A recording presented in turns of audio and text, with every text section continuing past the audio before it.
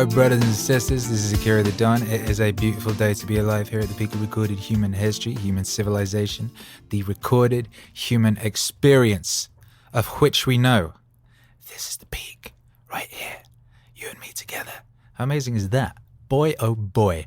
And it's been another beautiful week in the wave, in the meaning wave. Another beautiful week in the meaning wave. Yes, it has. I hope your week has been beautiful and productive and enriching.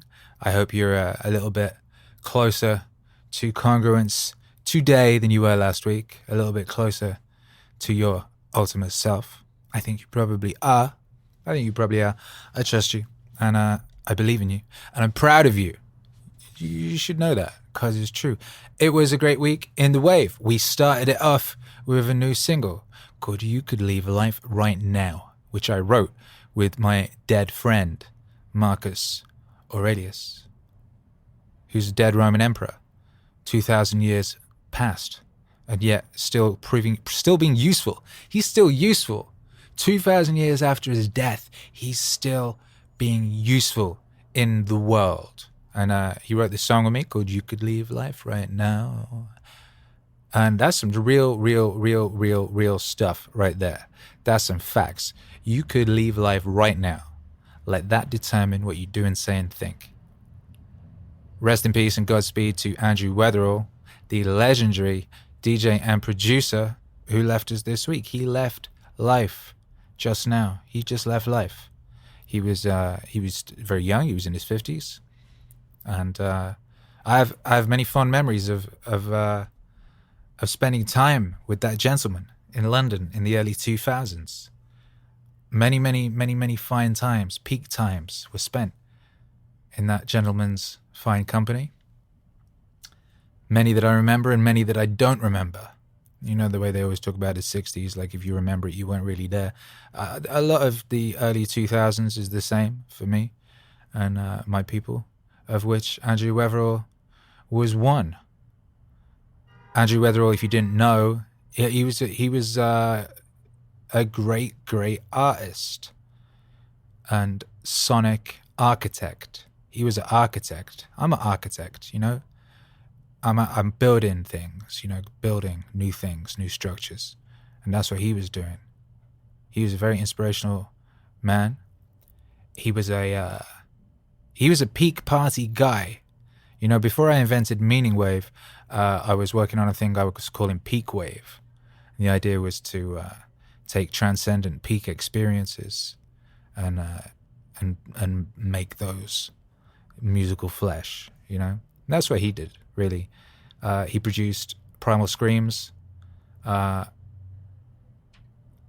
Is it their best album? I mean, it won him a Mercury Music Prize. It was a very influential album, a very beautiful album. I actually played a song from it a couple of weeks ago in the club. Come Together. I played in the club from Screamadelica. We want to be free. Loaded. We want to be free. We want to have a good time. We want to get loaded. Hey! You know, and I don't want to lose your love.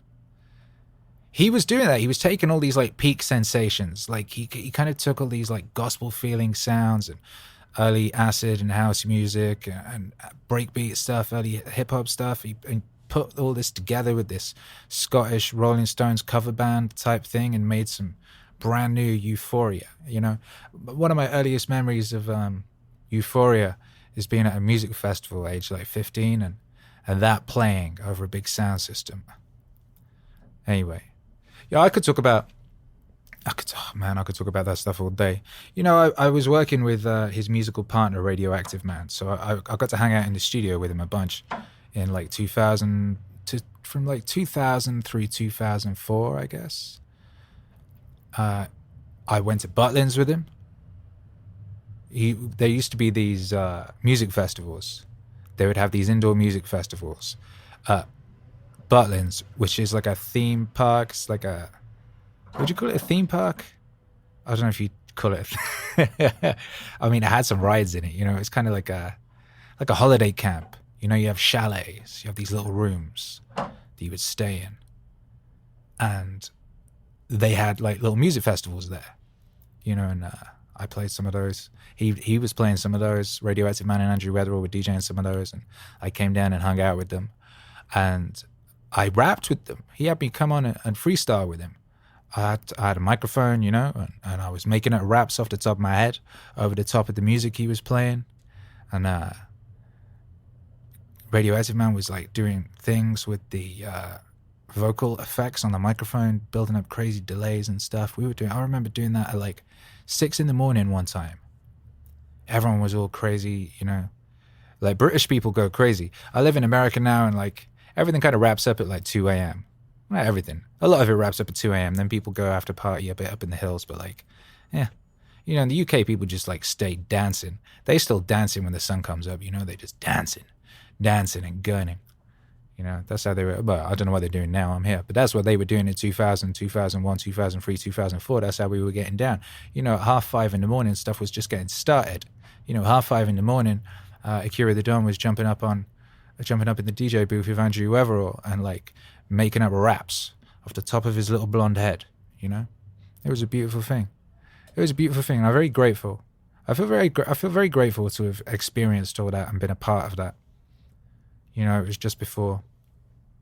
It was at the end. It was the end of one world, and before a new one was born.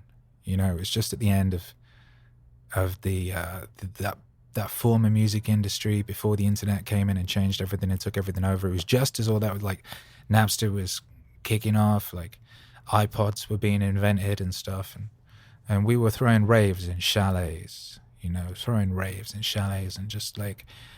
I was like a little Hunter S. Thompson, I was just a little trippy guy on adventures, just out there, like getting involved in things, making things happen. I was a music journalist, and I was rapping, and I was like, I was just getting involved in situations, and people like Andrew Weatherall, like, were real kind to me and real good to me, and showed me this world of theirs. They showed me this world of theirs, and I learned a lot from them. And here I am today. So you could leave life right now. You could leave life right now. Let that determine what you do and say and think. Godspeed, Andrew Weatherall. Thank you for the peak experiences. Thank you for the peak times. Thank you for the soul and the spirit. And that shit lives on.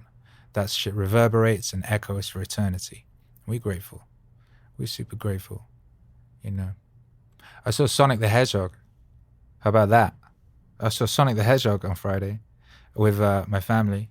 Very, very rare. First time we've been to the movies since like last Halloween. We went to the movies. We took an evening. We went to the movies.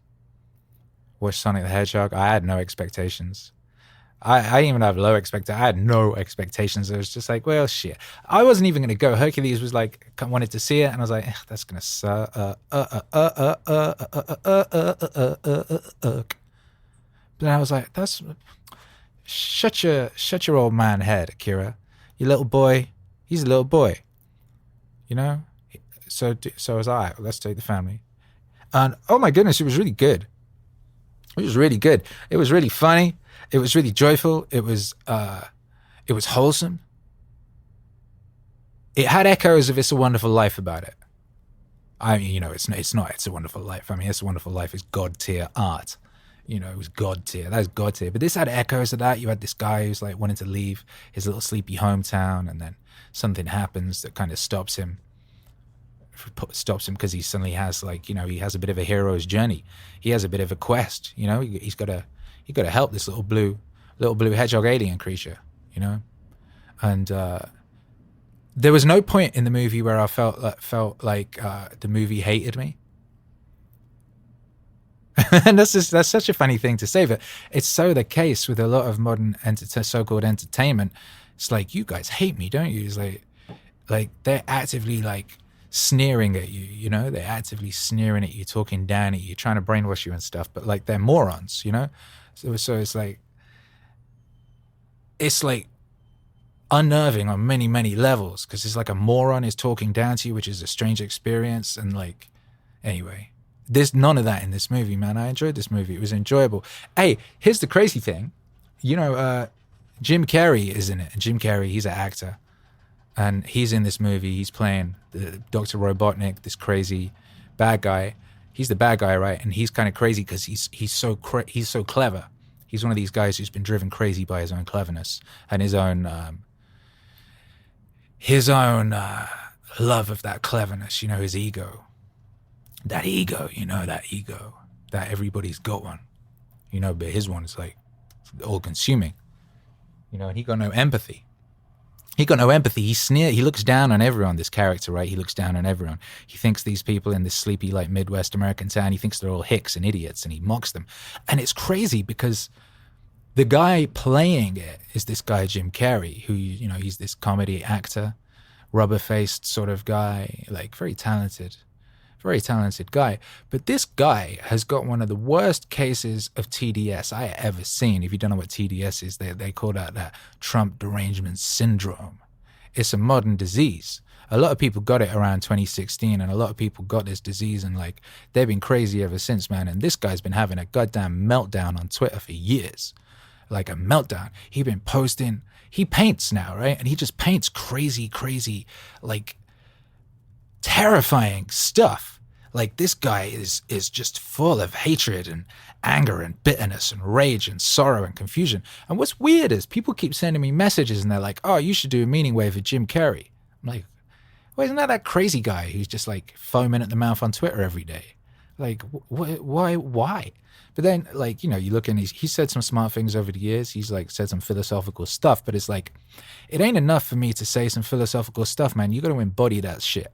All right, you could say some smart shit, but if you're having meltdowns on twitter.com over some stuff you read on the New York Times or whatever, like, I don't think you've integrated that shit particularly well, and I don't know if you're to be trusted, and I don't know if I need that energy in my music. Thank you very much.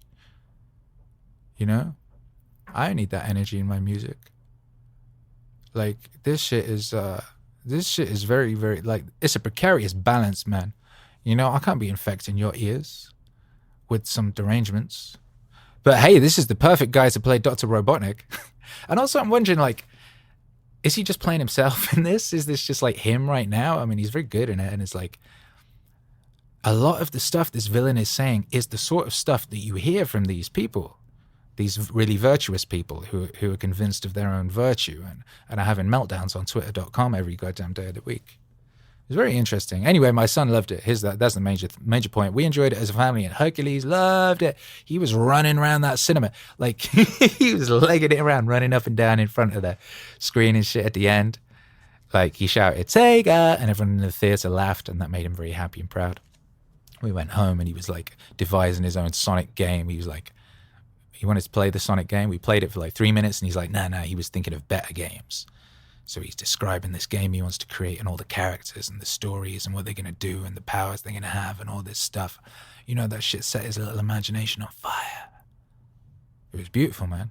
It was really cool. So, yeah, shouts out to... And hey, what I like the story of the Sonic the Hedgehog movie is like this little rarity in modern times. Like, they released the design for that character and it was nightmare fuel. It was terrible. And everyone was like, yo, this shit sucks. And they didn't go... toxic fans, and call everybody Nazis. They said, yeah, all right, let's retool this shit. And they delayed the movie and stuff. And like and fixed that shit, man. They fixed it. You know? It's a rare thing, like, of listening to the customer and not being really horrible to the customer and being contemptuous of the customer. It's this weird situation we've been in for the past few years where just like these people are openly like, they just assume that they get your money. They don't even think they have to like work to get it or anything. They just assume they get it and then they can like spit on you and you pay them. Like, yeah, I ain't about it. Like, no, you know, and fucking, yo, the bell is tolling for these fools. Dan Didio just got yeeted off of DC or left, I don't know. They're about to do this thing at DC Comics, which is the home of Batman and Superman and Wonder Woman stuff, and they're about to do this thing. They're about to do what Marvel Comics did in 2012, 2013, wherein they took all their famous characters that are just about starting to get famous in movies that the public know. Everyone suddenly knows who Iron Man is and shit. And so they changed those characters in the comics, and they like gender swapped them and race swapped them and all that type of thing.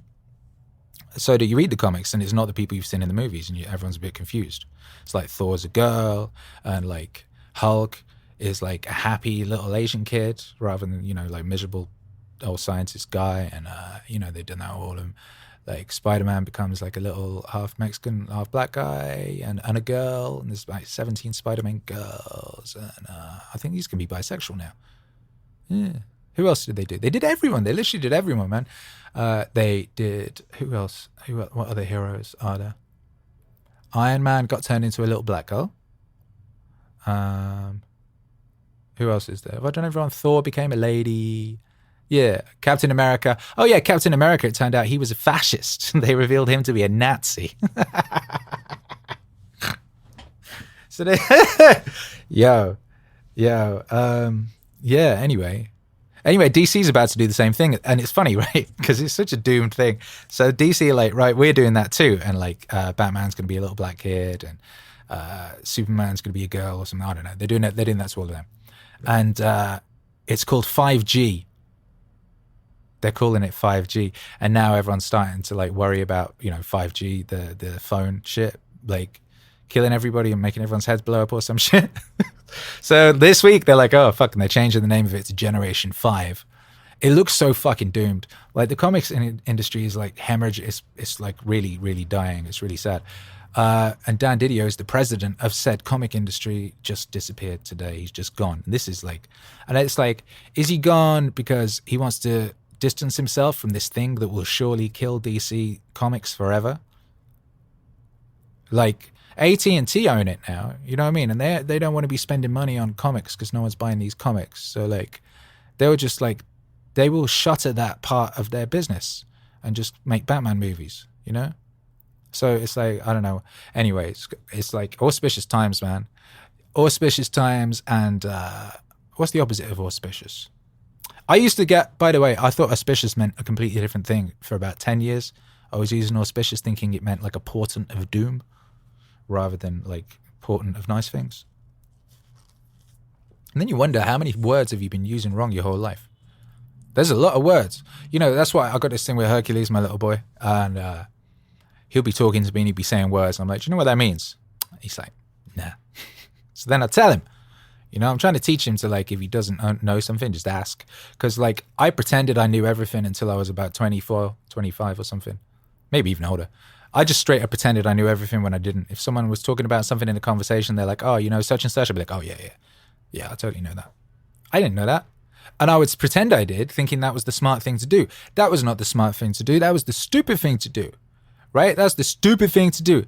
Because, I could have learned something. So I could, I could have learned so much shit, but instead I pretended I knew it already.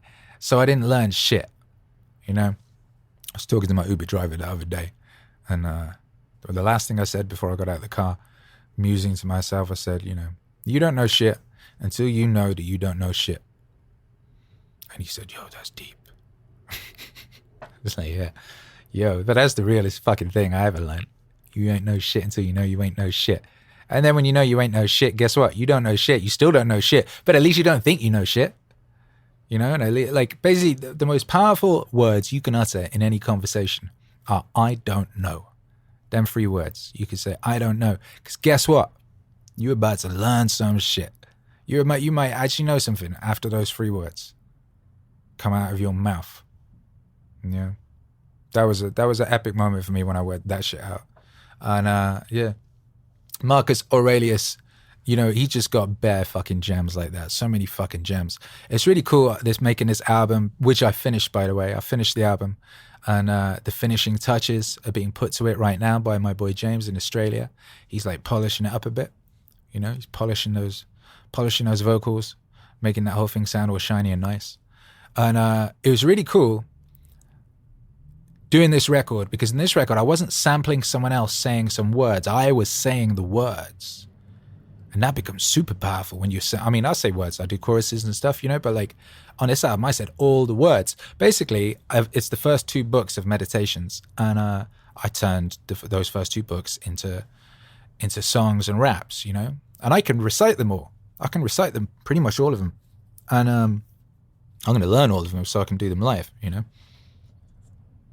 And them's powerful words to be coming out your mouth, and it's powerful things to be understanding, because like a bunch of it I didn't understand, and then I'd be like, no, let me work out what he means by that. For example, he keeps talking about how you should live as nature requires, you know? And it's like, what does that mean? I had a little think about that, and I thought, well, I don't think that means living up a mountain or living in a cave or being naked. I think that means being in congruence with your true nature. That's what I think it means. You know, because that's something I've been thinking about. And the idea of congruence, just that word, I got that from Rupert Spira. He talks about that. You know, I did that song with him about what Jesus was up to. You know, I had to become like you so you could become like me. He talks about how basically like the reason like telling the truth is important and all that sort of thing is because it's becoming in congruence with your true nature. And the more in congruence with your true nature you are, then the better, basically. And I think that's what Marcus Aurelius meant by living as nature requires. I think he means being in congruence with your true nature, your highest potential self, you know? And he says, you know, that the gods have given you everything you need to be in congruence with your true nature. Like everything you need to do that, the gods have given you. And I think that's true, you know? It's like, you know, if you're born poor, well, that ain't your fault. But if you die poor, that's your fault. You know? Because how you want to define poor, that's up to you. But the gods have given you everything that is required for you to not die poor. You know? That's one of those tricky things to say, because like people get all offended and like misconstrue what you mean and shit and take it as a personal affront. Some of these things are difficult ideas to present, which is part of what we're doing here at Meaningwave HQ, man. We're trying to make, you know, we're trying to lay the foundations for these things to be understood and shit. Anyway, shouts out to Wubba Lubba Lofi, the Wubba Lubba Lofi channel. That's a dope YouTube channel. They got some really good lo-fi Zelda mixes and things like that. And they do podcasts. They interviewed me this week. You can check that out. We talked about some cool shit. Went quite deep on some stuff. We talked about, you know, lo-fi music, and we talked about Meaningwave music and where it's from and where it's going and all that. And that's cool. What else did we do this week? This week we dropped a new music video, an AMV. That's an animated music video for Don't Bother Children When They're Skateboarding by me and Jordan Peterson. A classic. Excuse me. Ooh. A classic. That's a modern classic at this point. Isn't that nice to have modern classics? And Lonely Cow Productions, who you might remember from a previous AMV, and also that wonderful video for Mind Control. He makes, it's a production company, it's a guy and his homies, and they make dope videos. Anyway, they did an AMV, and it used footage from Hunter X Hunter, which some of you may be familiar with, and that music video is going down really well. People really like it. So that's cool. That's really cool. Oh yeah, I gotta say, shouts out to our Wave patrons. Everyone who supports us on Patreon and Subscribestar and all that, like, invaluable. I can't remember if I mentioned this last week, but like, because it happened on Friday, and my monitor like just fucking went mental and stopped working. And because of the patrons, specifically like a couple of new ones that week, I was able to replace the monitor, because I've got to send it back and it's going to get 2 weeks for take 2 weeks for them to fix it. So I would have been without a monitor. I wouldn't have been able to work, you know? And I was able to work. So thank you to the patrons. And if you want to support the Wave, you can support the Wave on Patreon, on Subscribestar. You know, you can donate on paypal.me/Akira the Don if you want, you know. And yeah, that shit is honestly invaluable in keeping this machine powering, moving, you know, keeping this thing powering on. So thank you to you. And as always, thank you to everyone who's sharing this music, because that's the way that we grow. That's the only way we grow, you know. And it's a very beautiful thing. Every day, like I look at YouTube and answer my YouTube comments, and I look at Instagram and answer my Instagram comments, and like you really see how the music is affecting people. Like I had this message, right? Check this. The songs and stuff. You've actually, Akira, like honestly, I have to say you've really changed my life. The songs and stuff. You've actually made me take a lot of these mentors. Some of them were already my mentors, or just people I kind of thought, okay, cool message. But you've really turned them into like true teachers for me, because your music's just so damn dope. I'm listening to it over and over again, and now I truly believe it is a beautiful day to be alive here at the Recorded Human History. I feel grateful every day that I wake up. I feel what a pleasure it is to be alive. What a pleasure it is to have challenge, and I become more disciplined. I've become more confident. I have a much greater love of people. There's so much that Meaningwave has done for me, and I think it probably is easy to underestimate when you're just producing it day in, day out. It's just the mundane process, right? But the effects of your art, the effects of your music, it's anything but mundane. Yo, I mean, that's crazy, right? Shouts out to Down Under James, who sent me that message. Like, he's a cool cat from Down Under, right? And I met him the other week. He came all the way from Down Under over to Los Angeles, and I DJ in this club called No Vacancy on Saturdays. And I got there the other week, and the staff and that are all outside, and they're like, Akira. And like this guy jumping up and down, and it was him. And like, he'd got there early and shit, and he'd met all the staff, and like, he was all hype. And he gave me some really cool like little sunglasses, which made me look like something out of if they were going to reboot The Matrix, I'd probably be like that kind of vibe. They're like really cool.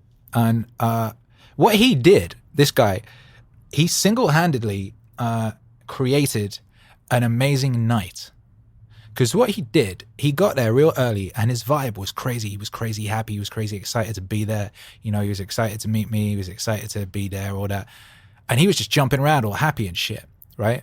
And his vibe just rubbed off on the whole room. And by about midnight, that place was so joyful. And by 1 a.m, the place was just like, it was rammed. They had about 1,000 people in there, which is way too many people for that place. And everyone was just super happy and joyful. People were fucking crying and shit. Like, there were all these like little Latina girls at the front by the DJ booth, and every time I put a new record, they'd all get like a simultaneous like chill wave and like fucking cry and shit.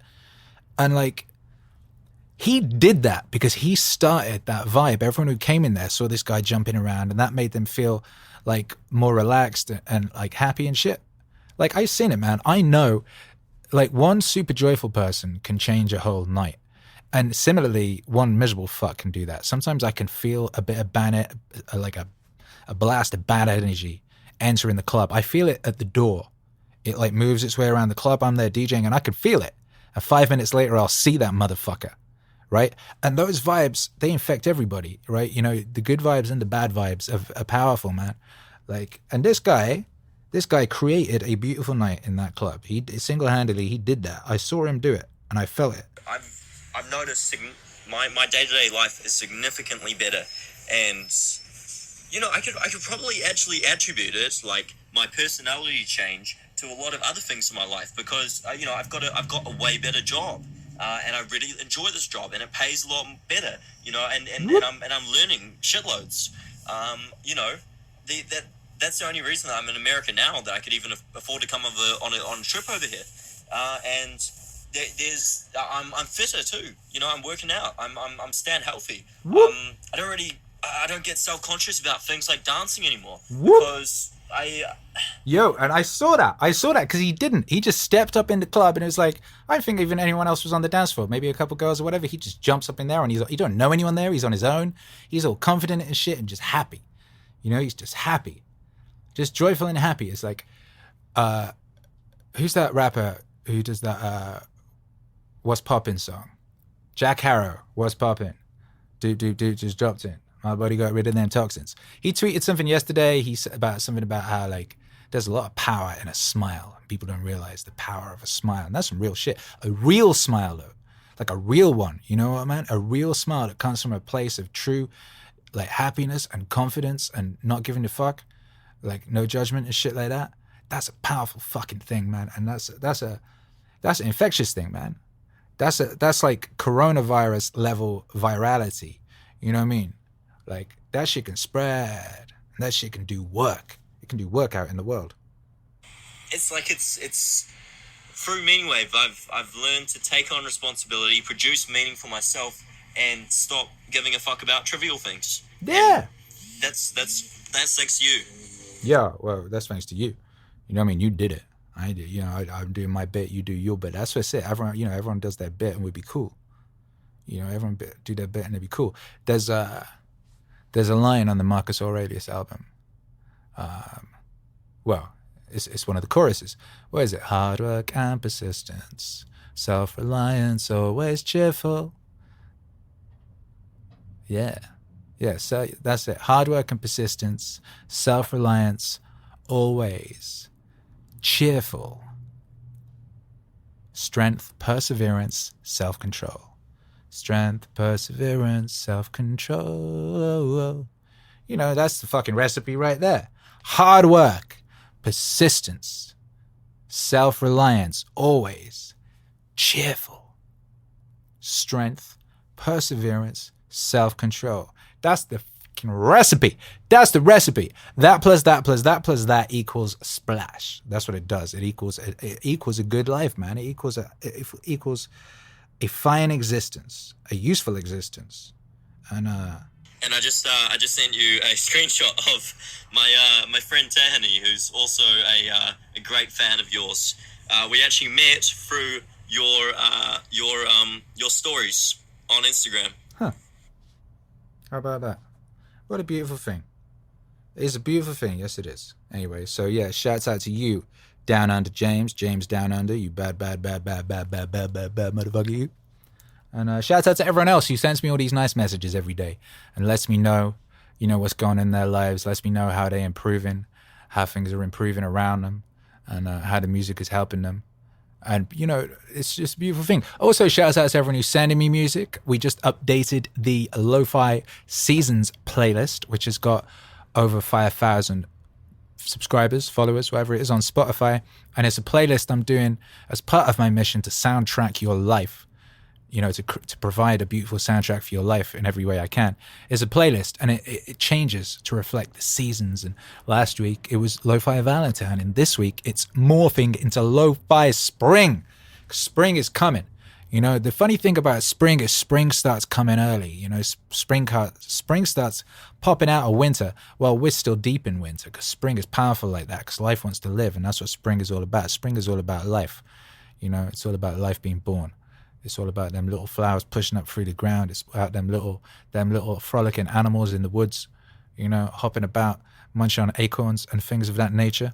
And the music has got to reflect that, you know. So Lo-Fi Spring, that's the playlist. It's on Spotify. And lots of people sent in music for it. I had over 100 submissions this week. Over 100 people sent in music for that playlist. And there's some really good stuff. Like, I think out of the 100, I think I got like 50 something tracks. That's a crazy hit rate. That's a crazy high hit rate. Like, really good shit. So you can go check that out now. And I'll be adding to that every week. Yes, I do. Yes, I dizzy do. Anyway, yeah. I think that should be enough for this week, actually. I'm trying to keep these podcasts short. You know, you got shit to do, I got shit to do, you know, and, yeah, what have I got to do now? Oh, hey, yeah, I got to record a bunch of mixes. I think I might live stream, you know, so yeah, make sure you subscribe to the YouTube. Oh, by the way, you can join the YouTube now if you wish. You can join the YouTube, which means you can like support the wave there. You can pay $5 a month and you can get access to all the live streams and downloads of the mixes and stuff of that nature. So go check that out. Yes, you can. Yes, you may. And yeah, thanks to everybody for your energy and your support and your just being you. Thank you for being you all week. It ain't easy. It ain't always easy. You know, sometimes it's a lot easier to not do that. It might be easier to not be you. It might be easier to be someone else. Might be easier to pretend to not be you in all of your glory and all your fullness and all your wonder. But guess what? It's you that we need. It's you that we need in all your glory and wonder and fullness. It's you that's required in all your uniqueness. The ultimate you. That's what's required. Anything less than that is a disservice and an affront to nature. You know, and you can't be affronting nature. Otherwise we'll get more of these sinkholes opening up. Swallowing motherfuckers. You don't want that. I don't want that. You know what I mean? We got shit to do.